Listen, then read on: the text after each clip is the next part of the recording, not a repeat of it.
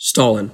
You might know that he was an influential person in history, but only for his atrocities. If you don't know about him, you've probably been living under a rock, or you're just not that interested in history, and you should read Wikipedia. Stalin in his youth was known as Baryonyas Djugashvili.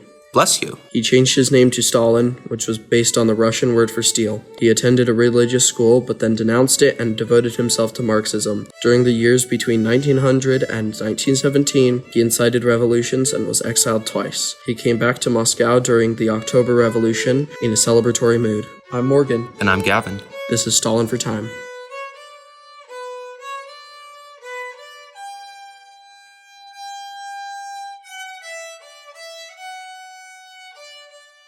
On the night of October 24th, 1917, the revolutionaries began an ambitious attack on the government. Although Stalin was not the party's leader at this time, he played a pivotal role in the revolution. By the cover of night, they took control of the city's utilities, including government buildings and telegraph lines. While it is impossible to know if these tactics were Stalin's idea, it is entirely possible given his previous actions. Not long after the October Revolution, he gave a speech reveling in their success. He began by saying the revolution was, quote, shaking the capitalist system to its foundations, close quote. His speech displayed the confidence he had in the revolution, describing the, quote, imperialist war, close quote, as, quote, expiring, close quote. He triumphantly proclaimed, quote, we had only to set about renovating the old machine, purging it of anti-social elements, and the sabotage began to melt away, close quote.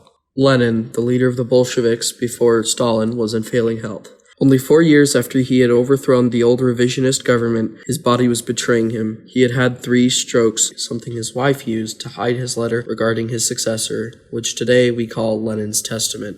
In it, he was profusely against Stalin becoming the leader of the Bolsheviks, saying that he was, quote, too rude, close quote. Lenin died on the 21st of January, 1922. Stalin, in regards to the death of Lenin, said, quote, he fired the hearts of the workers and peasants of the whole world with hope of liberation, close quote. This testament was revealed only after Stalin had secured his role in the USSR. As the USSR grew, Stalin upped production from farms and increased industrialization throughout Russia with a 5-year plan intended to assist the USSR. At the end of the 5 years, he gave a speech with the title, Dizzy with Success, in which he explained that expectations had been not only met but far surpassed. With his help, the goal was more than doubled. He believed that their success would urge other countries to join the USSR, and these actions are part of why Russia was able to keep up with the rest of the world. On the 23rd of August, 1939, Stalin signed the Molotov-Ribbentrop Pact. He had secretly given a speech on the 19th of that month, which encouraged other officials to endorse that pact, and it explained the secret protocol to split Eastern Europe into spheres of Russian and German influence. He said, quote, in this case, we will have a great opportunity to stay out of that conflict, and we plan the opportune time for us to enter the war, close quote. He also said that, quote, obviously this Germany will be too busy elsewhere to turn against us, close quote.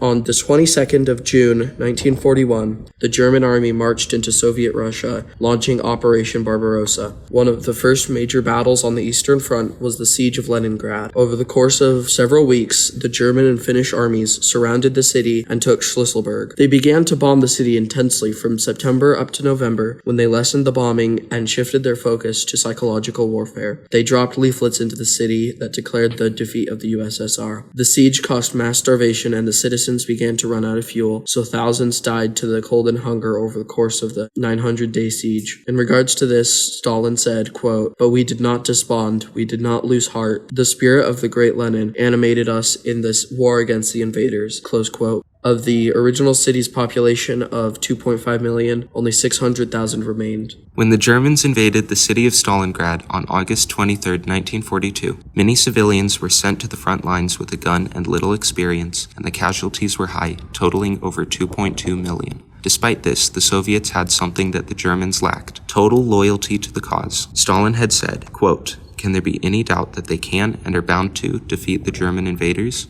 Close quote. On the 30th of September 1941, the Germans marched to Moscow. However, the Soviets had hidden their newest model of tank, the T-34, along the side of the road and ambushed the Nazi march. To the horror of the German army, they discovered that their Panzer tanks could only defeat the new T-34s by shooting them in the engine. Stalin then ordered the evacuation of government officials to flee to Kuibyshev. The people began to flee, jamming transportation out of the city. Stalin stayed in Moscow, and on the 7th of December, he ordered a parade to march through the Red Square to encourage the populace. Stalin said in a speech given after the battles in Russia, quote, "In November of last year, the Germans reckoned on capturing Moscow by a front attack, but as we know, these calculations of the Germans failed," close quote. The Russian army soon expelled the Germans from Russian territory and began to march into Germany and eventually Berlin. Stalin said, quote, "Germany is utterly defeated. The German troops are surrendering. The Soviet Union is celebrating victory," close quote. On April 30th, 1945, thousands of German youth were used as a desperate attempt to defend Berlin, to no avail. The Russians marched through Berlin on the 2nd of May, 1945. Stalin gave his victory speech a week later in Moscow. Quote, "The great day of victory over Germany has come," close quote. America initially intended to remain allies with the USSR. They had helped defeat Germany, after all. This changed in March of 1946 when George Kennan sent the long telegram in which he concluded that communism was an enemy to capitalism. America and Britain's actions throughout the Cold War can all be tied to this unfounded fear of communism. Stalin also said it was no surprise that many countries were inclined to communism because, quote, "the communists seemed to be trustworthy, brave, self-sacrificing fighters against the fascist regime for the freedom of the people," close quote. Throughout this story, a few of Stalin's actions stuck out to us as good in nature. The industrialization of Russia could be viewed as good because it ultimately helped many people. Through industrialization, the USSR was able to produce better weapons, which ultimately helped them increase their military power. Without the USSR and Stalin's leadership, Hitler may ultimately have won World War II. Remember that nothing is black and white. It should all be red. Farewell, comrades.